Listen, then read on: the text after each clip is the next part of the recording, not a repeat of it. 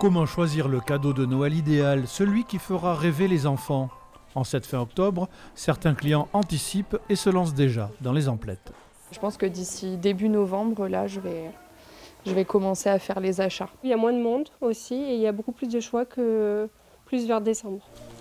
Certes, ce n'est pas encore la ruée dans les rayons, mais la clientèle, toujours à l'écoute des médias et des réseaux sociaux, redoute la pénurie de jouets et préfère acheter le plus tôt possible. J'ai regardé sur internet, c'est un petit peu compliqué déjà pour obtenir certains produits.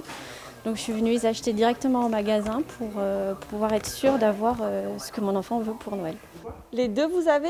Pour satisfaire leurs clients, les responsables d'enseignes se montrent rassurants. Les commandes issues des catalogues sont pour l'instant honorées. On va tout trouver. Super, On va tout vous trouver, parfait. ça va être parfait. À cause du Covid, fin 2020, ces commerces étaient passés au click and collect. Cette année, malgré quelques retards d'expédition au départ de l'Asie, les colis sont arrivés à bon port.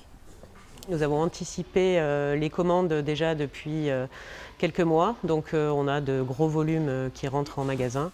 Il y a certains produits qu'on nous demande, qu'on n'a pas actuellement en stock, mais qui ne vont pas tarder à arriver. On a déjà des échéanciers, on est en contact régulier avec nos fabricants pour savoir quand arrivent les produits dans nos magasins. Il ne faut pas non plus s'inquiéter outre mesure, des jouets, il y en aura tout le temps.